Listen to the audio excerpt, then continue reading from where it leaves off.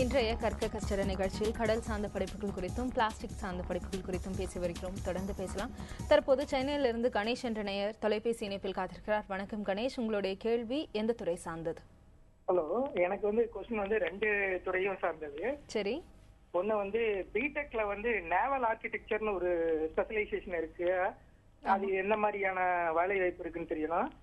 ரெண்டாவது பிளாஸ்டிக் தொழில்நுட்பத்துல பெண்களுக்கு என்ன மாதிரியான வேலை வாய்ப்புகள் இருக்குங்கிறத பத்தி தெளிவா ஒரு இது கொடுத்தா நல்லா இருக்கும். நிச்சயமா. ஓகே சார், ஃபர்ஸ்ட் கேள்விக்கு நான் பதில் சொல்கிறேன். இது நேவல் ஆர்கிடெக்சர்னாக்கா நீங்கள் ஷிப்பை கன்ஸ்ட்ரக்ட் பண்ணுற படிப்பை படிக்கிறது. இந்த படிப்பு 4 வருஷம் பிஏ நேவல் ஆர்கிடெக்சர். முதல்ல இது வெறும் முதலே சொல்லியிருக்கேன் நான், ஐஐடி மட்டும்தான் இது நடத்திட்டு இருந்தது. ஐஐடி சென்னையில் தான் இருந்துச்சு.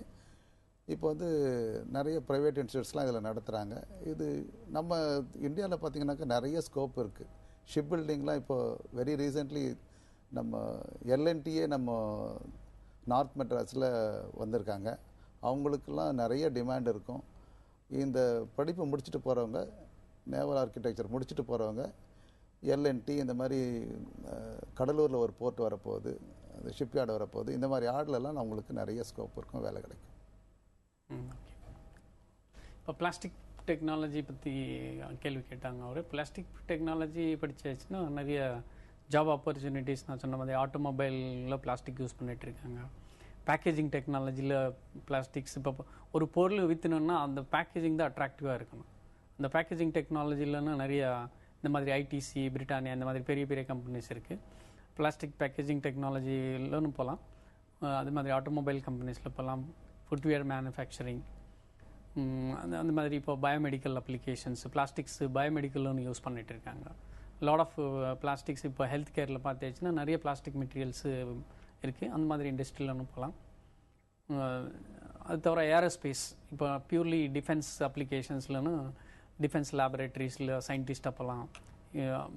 பிடெக் முடிச்சுட்டு எம்டெக் பண்ணலாம். எம்டெக் பண்ணி பிஹெச்டி பண்ணிட்டு they can select a job in research oriented சயின்டிஸ்டாக போகலாம். இன்னொன்று ஒரு முக்கியமாக கேட்ட ஒரு விஷயம் பெண்களுக்கு ஏற்ற துறையா அப்படின்னு கேட்டாங்க.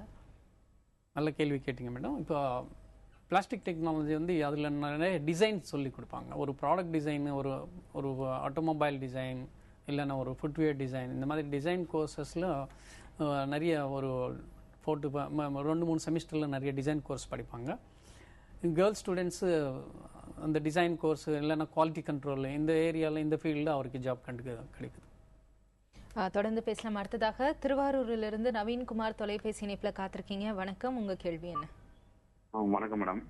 சொல்லுங்க சார். பிஇ ட்ரிபிள் முடிச்சிருக்கேன் மேடம். சரி. மெரைன் பேஸ்டு ஜாபுக்கு எப்படி போகலாம், ஏதாவது கோர்ஸ் பண்ணலாமான்னு கேட்க மாட்டாங்க மேடம். வணக்கம் சார். நீங்கள் பிஇ ட்ரிபிள் முடிச்சிருந்தீங்கன்னாக்கா 4 months இடிஓ கோர்ஸுன்னு ஒரு கோர்ஸ் இருக்குது. அந்த 4 months கோர்ஸ் படிச்சிங்கனாக்கா அந்த சர்டிஃபிகேட்டை வச்சுக்கிட்டு நீங்கள் ஷிப்பில் ஜாயின் பண்ணலாம். ட்ரெயினி எலக்ட்ரிக்கல் ஆஃபீஸராக. அது 6 மாதம் முடித்த பிறகு full fledged electrical officer can earn. அவருக்கு சம்பாத்தியம் எவ்வளோ இருக்குன்னாக்கா கிட்டத்தட்ட ஒரு $2000 மேலே இருக்கும். அது இல்லாமல் நான் ஏற்கனவே சொல்லியிருக்கேன், இந்த அவங்க எஸ்டிசிடபிள்யூன்றது அந்த கண்ட்ரோலில் வரும்போது ஃப்யூச்சரில் எல்லா ஷிப்புலேயும் ஒரு சர்டிஃபைடு எலக்ட்ரிக்கல் ஆஃபீஸர் கட்டாயம் இருக்கணும். அந்த மாதிரி வரும்போது இவங்களுக்கெல்லாம் நிறைய ஹோப் இருக்கும்.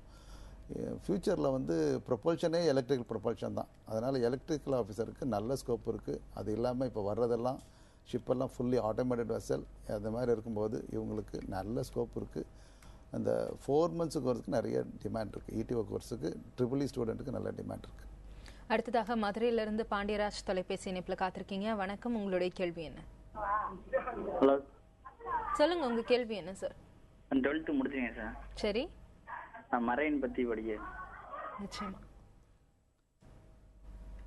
ஓகே சார், உங்களுக்கு 4 year கோர்ஸ் பிஇ மெரின் முடிக்கணுமா இல்லை நாட்டிக்கல் சயின்ஸ் முடிக்கணுமான்னு தெரியல. இருந்தாலும் பிஇ படிக்கணும்னா உங்களுக்கு 60% மேத்ஸ், ஃபிசிக்ஸ், கெமிஸ்ட்ரி இருக்கணும் சார். அது எப்படி சார் பார்க்க 60%? அதாவது உங்களோட +2 மார்க்ல 60% மதிப்பெண் இருக்கணுமா? அதாவது பிசிக்ஸ், கெமிஸ்ட்ரி, மேத்ஸ் 3 சப்ஜெக்ட்லயும் தனித்தனியா இல்லை, ஆவரேஜ் அது 60% இருக்கணும். 60% இருக்கணும். அப்புறம் இங்கிலீஷ் எதையாவது ஒரு +2லையோ இல்லைன்னா உங்களுடைய 10th 50% இங்கிலீஷ் இருக்கணும். இது இருந்ததுனாக்கா பேசிக் எலிஜிபிள். அது இல்லாமல் இது அந்த எந்த இன்ஸ்டியூட்டில் நீங்கள் ஜாயின் பண்ண விரும்புகிறீங்களோ அந்த இன்ஸ்டியூட்டில் டிஜி அப்ரூவ்டு மெடிக்கல் டாக்டர்கிட்ட உங்களை ஃபிட்னஸ் செக் பண்ணுவாங்க. ஐசைட்டு மற்ற எல்லாத்தையும் செக் பண்ணிவிட்டு அதுவும் கிளியர் பண்ணிட்டீங்கன்னாக்கா you are eligible to join any B marine course. அடுத்ததாக பரந்தாமன் என்ற நேய தொலைபேசி இணைப்பில் காத்திருக்கீங்க. வணக்கம், உங்கள் கேள்வி என்ன? வணக்கம் மேடம், நான் மதுரையிலிருந்து பேசுறேன் மேடம். சொல்லுங்க சார். பிசிக்ஸ், கெமிஸ்ட்ரி, பயாலஜி 188 வச்சிருக்கேன் மேடம். சரி. அக்கா பொண்ணு அது வந்து பிஎஸ்சி தூத்துக்குடியில படிக்கலாமா மேடம்? சரி. பிஎஸ்சி பிசிக்கரி சயின்ஸ் ஒரு காலேஜ் இருக்கு. இல்ல ஃபிஷரிஸ் பத்தி கேட்டிருக்காங்க சார். ஃபிஷரிஸ்ல இப்போ நாங்க மேரிடைம் பத்தி தான் பேசிட்டு இருக்கிறோம் சார். தொடர்ந்து நம்ம மற்ற விஷயங்கள் பத்தி பேசலாம்.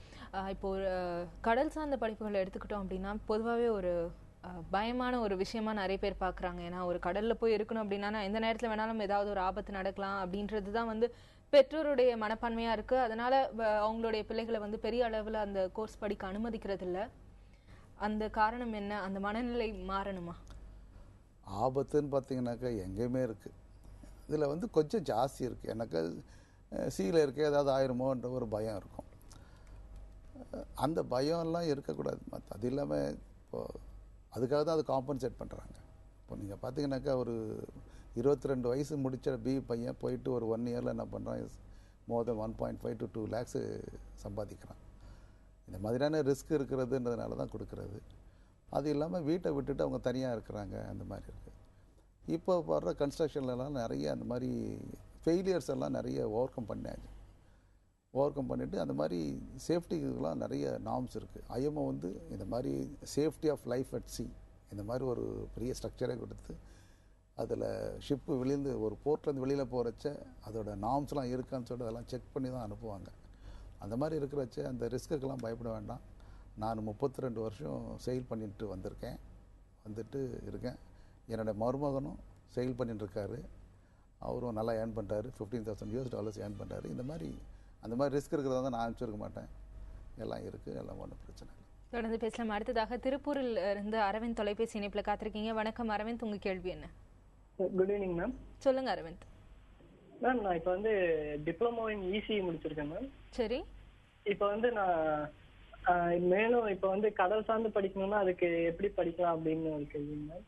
அப்புறம் இப்போ வந்து நான் இன்ஜினியரிங்கே இப்போ வேற கோர்ஸ் போடுறேன்னா இப்போ வந்து அந்த டாப்பர்ஸ் காலேஜஸ் வந்து இருக்குங்க மேம். அது இல்லாமல் எனக்கு ஸ்காலர்ஷிப் இப்போ வந்து நான் 95% வச்சிருக்கேனால ஸ்காலர்ஷிப் கூப்பிடுறாங்க. அது இப்போ எது வந்து தேர்ந்தெடுக்கலாம் அப்படின்னு எனக்கு ஒரு டவுட்டாக இருக்கு மேம். இசி முடித்தவங்க வந்து மெரைனில் ஜாயின் பண்ணணுனாக்கா செகண்ட் இயரில் லேட்டரல் என்ட்ரியாக ஜாயின் பண்ணலாம். இல்லைன்னா இதெல்லாம் ஈஸி முடிச்சுட்டு அந்த இடிஓ கோர்ஸும் பண்ணுறதுக்கு அவங்களுக்கு வாய்ப்பு இருக்குது. பட் உங்களுக்கு அந்த ஸ்காலர்ஷிப் பண்ணுறதெல்லாம் கொஞ்சம் இந்த இப்போ இன்ஸ்டியூட்ஸ்லாம் கிடையாது. கவர்மெண்ட் இதெல்லாம் கொடுக்குற ஸ்காலர்ஷிப் தான் இருக்கும். இந்த மாதிரி 2 கோர்ஸுக்கும் அவருக்கு வாய்ப்பு இருக்குது. நிச்சயமாக தொடர்ந்து பேசலாம். ஒரு சிறிய இடைவேளைக்கு பிறகு கற்க கஸ்டர நிகழ்ச்சி தொடரும்.